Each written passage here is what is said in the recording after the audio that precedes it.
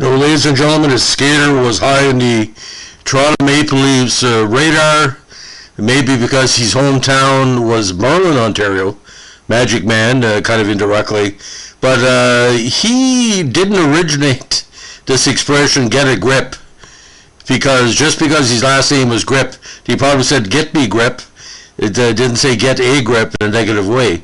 Now, Bob Gryp was probably one of the most underrated prospects ever to make the NHL, and eventually became the first Boston University product to play for the Boston Bruins in an indirect path to the Stanley Cup champions of the 1970s, or the early 70s. Now, again, Bob Gryp, born in Chatham, Ontario, 6'1", 190, a left-handed shot on left wing. First came to major prominence with the Chatham Junior B-side in 1968. Eventually found his way to the Boston University campus. First season as a BU freshman, he had 26 points in 17 games. In his draft year, he had 29 points in 27 games. Now, he was taken around for 50th overall.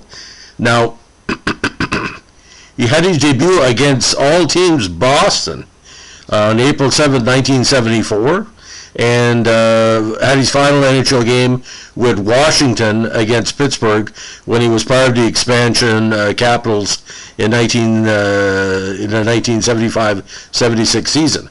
Now, he won an NCAA championship with Boston University in 71, that great team, and he tied for Boston University in assists with 36 in 1972. He also won a second NCAA championship with Boston University in 72. So 71-72, great years. Now again, he became the first former Boston University player to play for Boston when he made his NHL debut at the end of the 74 season. Now, he played on the first Washington Capitals team during the inaugural 74-75 season, although he did not join the squad until February 75. Now, the reason why is basically he had played in the minors on and off from being drafted. Now, he played with the Braves of the AHL, 66 points in 76 games in 73, and he had 48 points in 66 games, including 30 goals before that one game with Boston late in the season. Didn't play in the Stanley Cup Finals, obviously. Now, 75 with the Capitals, 13 points in 27 games, and 21 points in 49 games with the Richmond Robins of the AHL. Now, 76 with the Capitals, he had 11 points in 46 games, and 4 points in 9 games with the Robins. 76, he was in the minors again with the New Haven Nighthawks of the AHL, 19 points in 22 games. 77, he had 2 games with the Johnstown Jets of the NAHL, and wrapped up his minor pro career with the Long Beach Sharks of the PHL with 5 games and 1 goal in 1978. Now, final NHL totals: 11 goals, 13 assists, 24 points in 74 games. AHL numbers extremely strong: 158 points in 222 games and 90 goals. Now, the thing is about Gryp, like I said, the reason why he was drafted, what I think so high, is because he had good movement on the ice, a good shot. He could play the defensive game and the offensive game. Winning 2 straight NCAA titles is not going to hurt your resume. Now, he eventually found his way to Boston after he was claimed from Tulsa of the CHL, which was Toronto affiliate to the reverse draft on June 8, 1972. I think Toronto was trying to make more room for the young players like Sittler and Duperrey and Jardy and all the different third and fourth liners, but it was kind of unfortunate because he was never fully tried out by Toronto in the major leagues.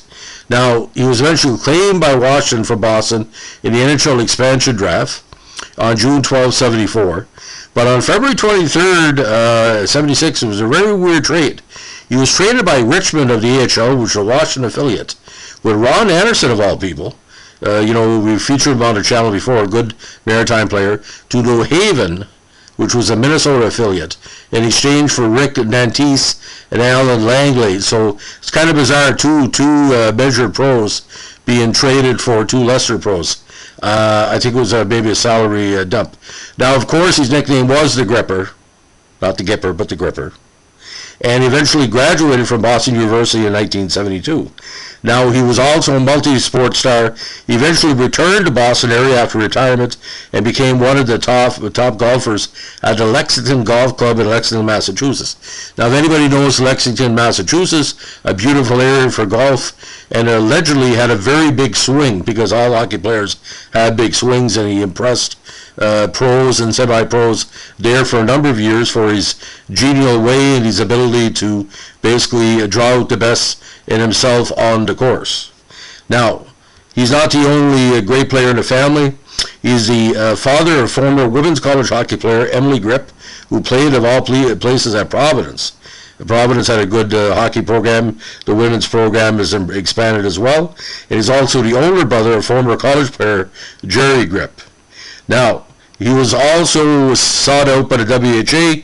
He was selected by the New England Whalers in the 72 WHA draft, which was the first WHA draft in 72. And Minnesota, kind of explains the trade later on, the Fighting Saints took him in 1973 in a WHA draft of established pro players. So he was drafted 3 times, ladies and gentlemen, in a couple of years. Pretty amazing. Now, his main line with the Braves was Steve Sterling and Craig Sarner, which much delighted the fans. They were a very strong trio for that, what they call the short-lived experiment at the Garden with the Braves.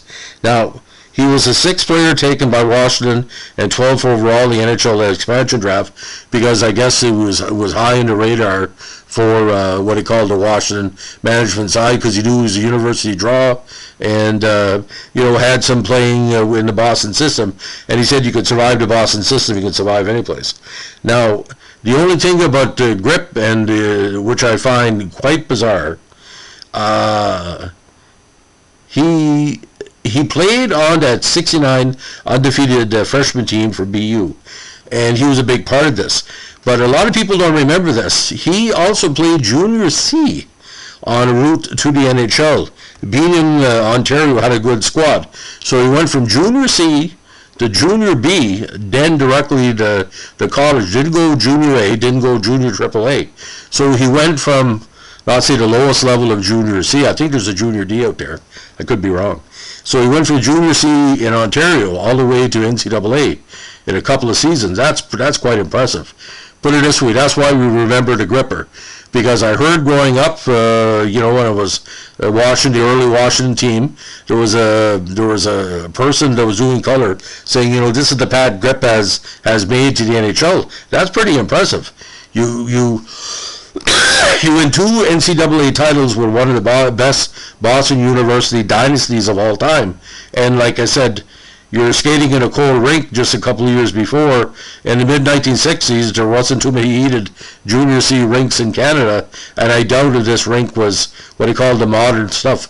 The Junior C rinks I covered growing up included chicken wire and what he called rust on the doors, where you couldn't open the door of the penalty box. It had to be kept open with, elastic, hard elastic.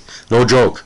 So, Bob Gryp, congratulations on your great career. May you continue to be celebrated by the listeners to our channel, especially the Boston Braves and Boston Bruins fan. If you like what we're doing here with our podcast channel, give us a like, comment, or subscribe. We are getting close to 260,000 hits on his channel, which is amazing because there's no promotion, no monetization, non-profit, word of mouth. And the only reason we're at 260,000 is you, the listener, because you're taking the time during the COVID 4th wave, as I'm calling right now, to appreciate what we're doing. So thank you so much. And as we like to say, before the playoffs, during the playoffs, after the playoffs, keep your stick in the ice. Have a good day. Bye.